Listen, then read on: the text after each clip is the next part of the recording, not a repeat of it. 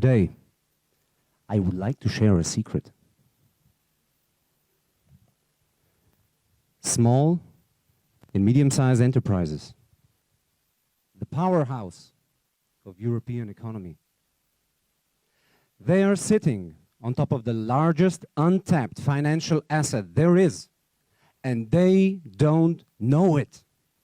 In fact, SMEs are plagued by financial distress caused by delayed payments from their clients and by a capricious banking industry. So what is this secret asset, you may say? Invoices. Business accounts receivable represent short-term corporate debt that can be made into a tradable asset, connecting SMEs with the capital markets. Our product is the Invoice Exchange. We allow companies to sell their outstanding invoices to investors through a secure, auction-based exchange.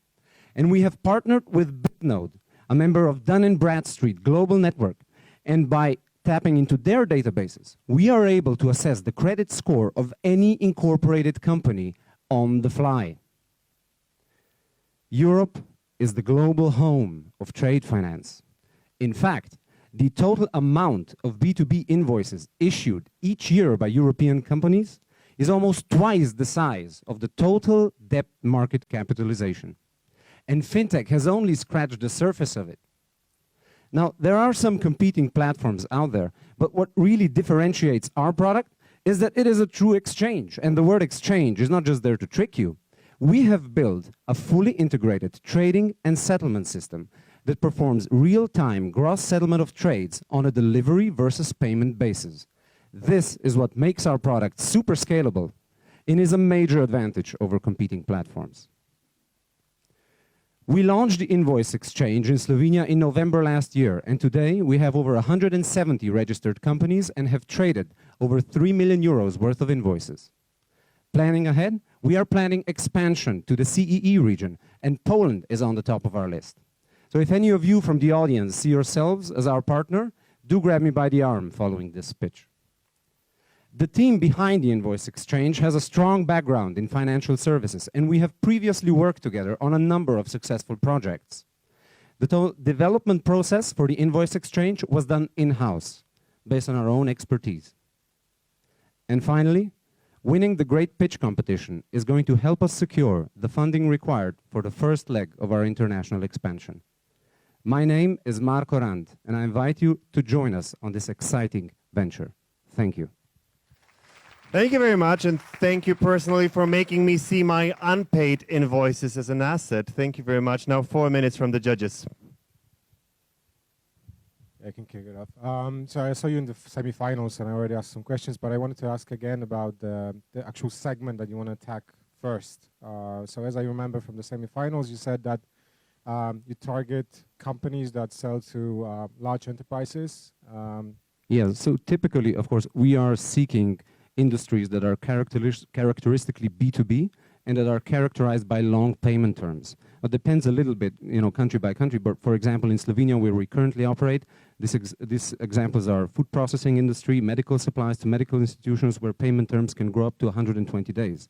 The IT service industry is also one such case because suppliers there often don't have fixed assets that they can use to post security for bank loans, but they have large payrolls they have to pay and sometimes irregular cash flows. So these are the companies willing to sell invoices. So we're trying to be very specific in our targeting. But generally speaking, we're targeting the SME class of companies. Okay.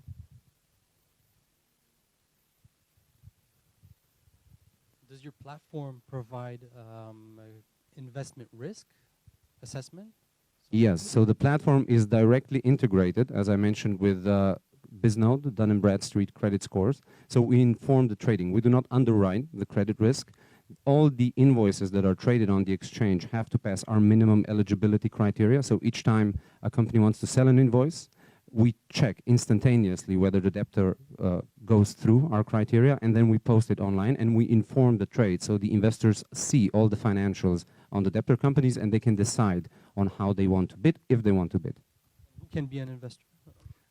Basically, any registered company can register and invest in invoices. We cannot allow natural persons on the exchange for certain tax reasons, but any registered company.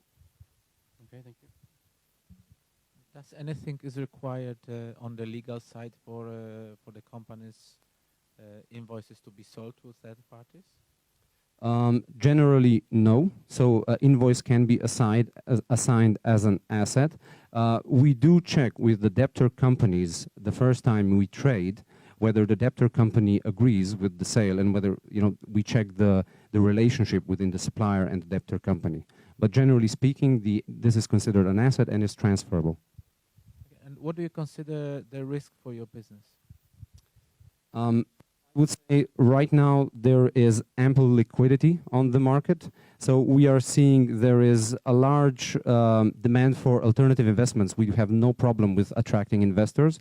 It is actually currently we are focusing on the seller side. So we're actively seeking SME selling invoices. And right now it is more difficult because of the liquidity position. Any more questions, please? Any questions from the audience? Oh, yeah, no, sorry. Okay. How do you check if the invoice is not questionable? We check with the debtor company the first time we trade on a specific relationship between a supplier and a debtor company. Later on, we may only take a security from the supplier company, or we may retain part of the amount as security if we do not check individual invoices by invoices. But it is always a decision that we make, so we can always check with the debtor if we wish to.